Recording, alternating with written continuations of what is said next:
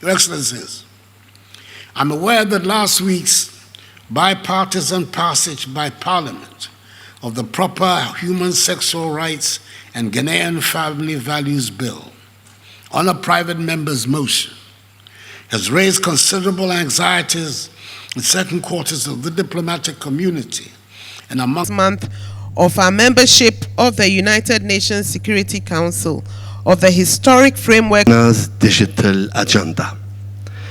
In education, we can't talk about youth work without mentioning the flagship Free Senior High School and our continued cooperation and friendship this new year. Happy New Year.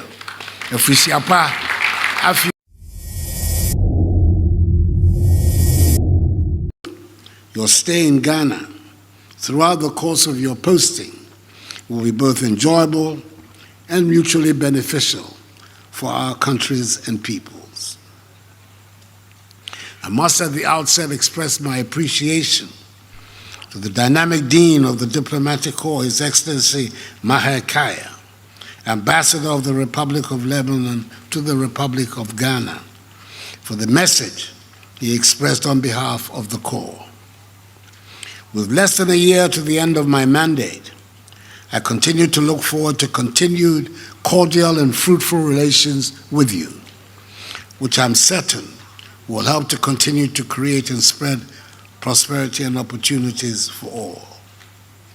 This event remains a testament to the very rich and fruitful relations Ghana enjoys in the Committee of Nations, as well as our commitment to maintaining strong bonds of friendship and partnership. Long may it continue. Excellencies, we've assembled here today at a time of continuing global economic uncertainties, occasioned by tight financing conditions, climate change, the Russia-Ukraine war, the Israel-Hamas conflict, and political instability in several parts of the world, particularly in West Africa. These rising geopolitical and economic tensions have affected adversely the economic fortunes of developing countries, including Ghana, posing major threats to the attainment of global, continental, and regional development goals agreed on by the international community in the areas of peace and security, development cooperation, human and food security, and climate change. Despite the difficult economic conditions, some countries like Ghana, through the adoption of prudent fiscal and monetary measures, have demonstrated resilience, resulting in the resurgence of their economies. The nation's post-COVID-19 program for economic growth, supported by the three-year, $3 billion United States dollars IMF extended credit facility, is helping to propel the economy to higher rates of growth. Notwithstanding the complexities that define the global landscape, we are confident and optimistic about the future. The macroeconomic environment is already showing strong signs of stability and recovery, underlying the significant potential of structural reforms and sustainable industrialization. Since the inception of the program, Ghana has remained committed to restoring macroeconomic stability and debt sustainability, which will lay the foundations for stronger and inclusive growth, with focus on entrepreneurship, job creation, and protecting the vulnerable and the poor. In order to consolidate the gains achieved so far, priorities for 2024 include macroeconomic stabilization, fiscal consolidation, aggressive domestic revenue mobilization, expenditure rationalization, structural reforms, and social protection, completion of the debt restructuring program, implementation of the growth strategy with a focus on value addition, export promotion, domestic and foreign investments, agriculture, industry, tourism, textile and garments, and digitalization. Leveraging climate financing for green growth. Completing of ongoing infrastructure for poverty eradication projects rather than the initiation of new ones. Construction of road infrastructure, rural electrification, and expanding telephony. Intensification and implementation of educational reforms. Completing the issuance of Ghana cards and the promotion of peace and security, with particular emphasis on the peaceful conduct of the 2024 general elections. Bilateral cooperation between Ghana and your various respective countries have resulted in several positive economic outcomes on issues such as development finance, trade and investment, science, technology and innovation, transport and migration, and education. We're particularly grateful for the support received from your governments towards Ghana's sustained socio-economic development in several sectors of our economy, not least in education, culture, agriculture, health, science and technology, banking and finance, human resource development, defense and security, water management, sanitation, women empowerment, environmental protection, small medium enterprises development and entrepreneurship, and renewable energy. Your Excellencies, I want to extend the appreciation of the Ghanaian people and their government to your governments and peoples for their support during Ghana's 2-year tenure as a non-permanent member of the United Nations Security Council, which came to an end on 31st December 2023. Through collaborative efforts, Ghana was able to bring to global attention issues concerning peace and security in the West African region and support for regional initiatives such as the Accra Initiative. Ghana is also happy that she managed to play a leading and very active role in mobilizing consensual support for the UN Security Council Resolution number 2719 of 2023 on financing Africa Union peace support operations, which has now put the vexed issue of the financing of African peacekeeping operations on a more stable and predictable basis. Over the course of the next 2 years, Ghana looks forward to working closely with your governments on the United Nations Human Rights Council, to which she was elected with 179 votes, in third place in the African bloc, 3 votes behind first place Malawi, to address key global issues that affect our socio-economic development, including the empowerment and protection of women and children and the promotion of economic development. With the hosting of the Secretariat of the Climate Vulnerable Forum, CVF in Accra, which groups together 58 of the most climate vulnerable countries, with a combined population of 1.4 billion people, Ghana will once again be at the forefront of advocating for global support for vulnerable countries in dealing with the ravages of climate change. And we count on your support.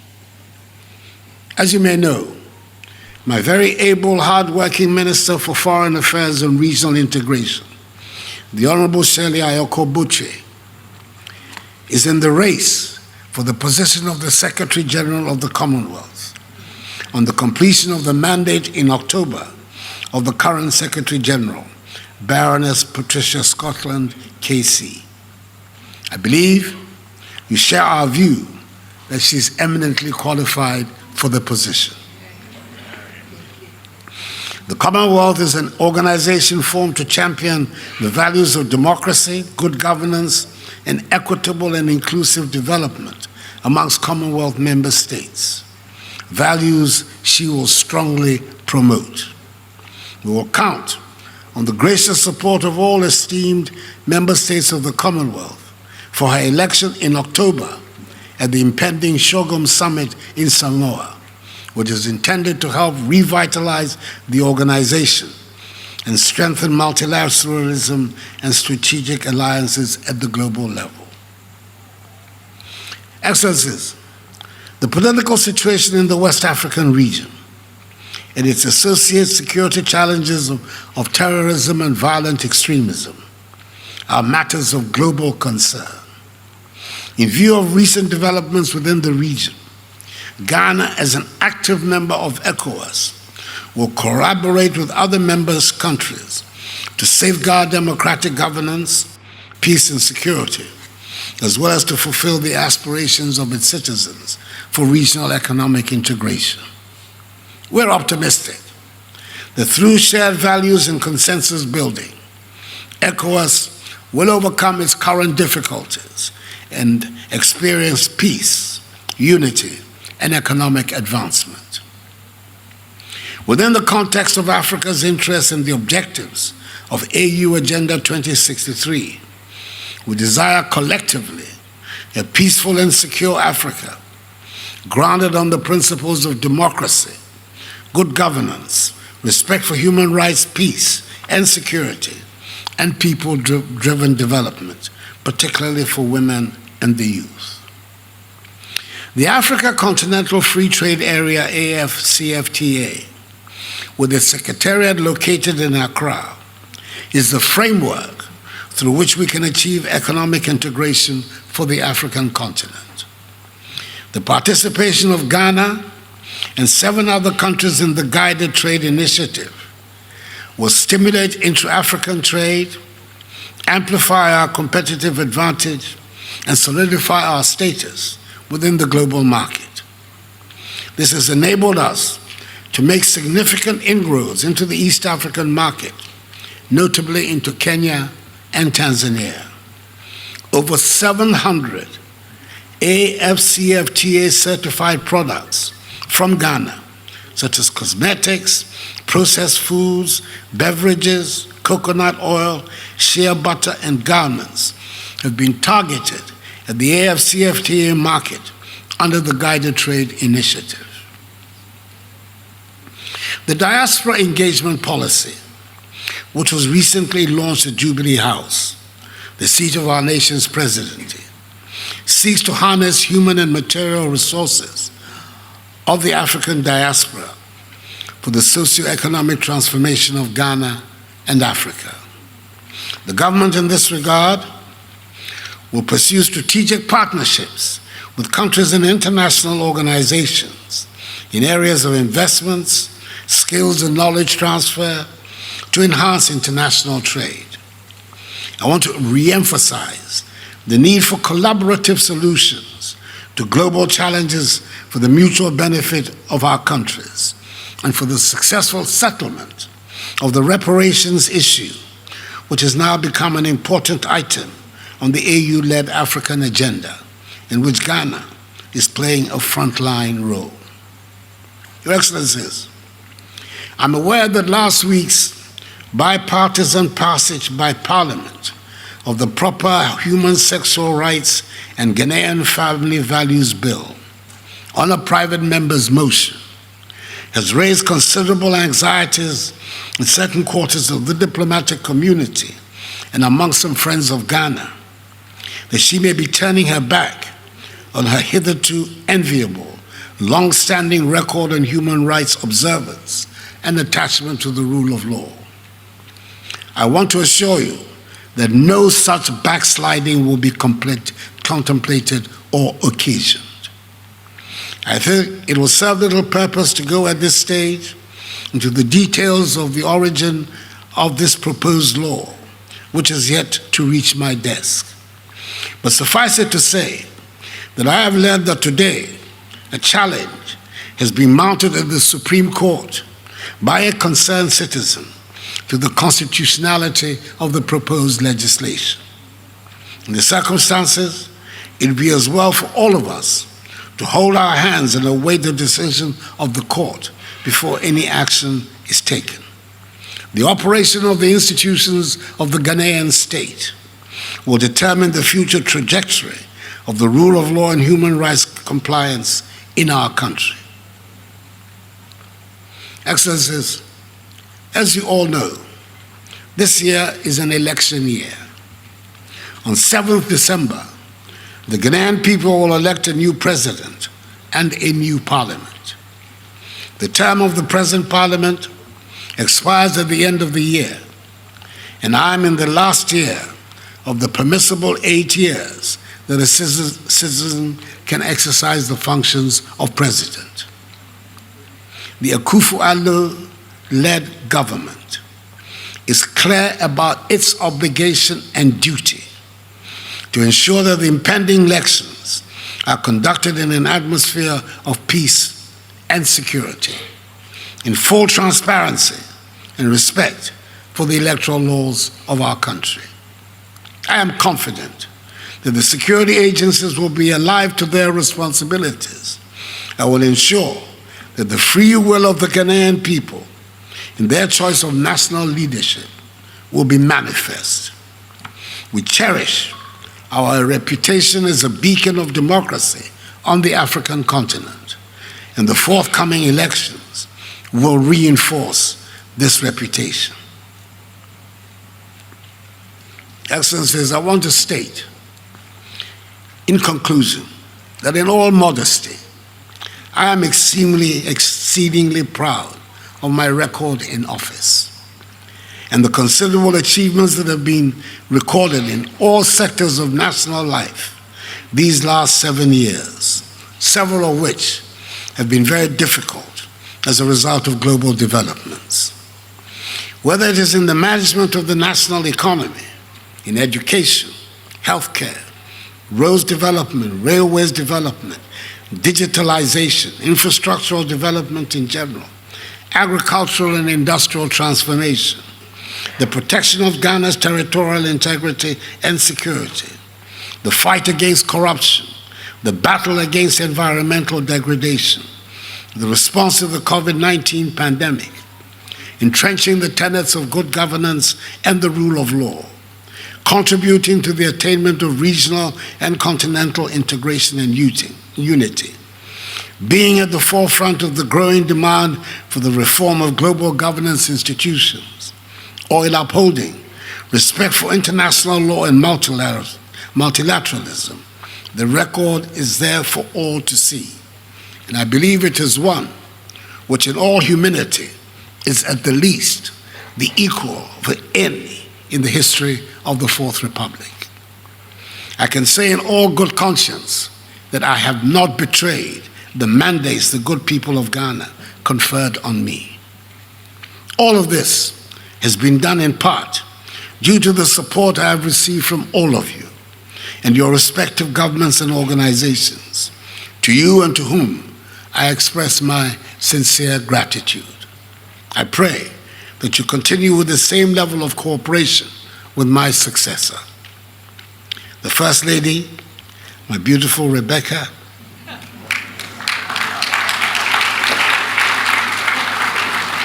my equally beautiful children and grandchildren, and my family, join me in wishing you and your families well, and above all, success in your duties as accredited representatives of your countries and international organizations to the Republic of Ghana. May I respectfully ask you to be upstanding and to join me in raising your glasses. You don't have any, I know, but I'll drink it to all of you. To toast the prosperity and good health of your leaders, your countries, your families, and our continued cooperation and friendship this new year. Happy New Year. Efisiapa, Afi, and may God bless us all. I thank you for your attention.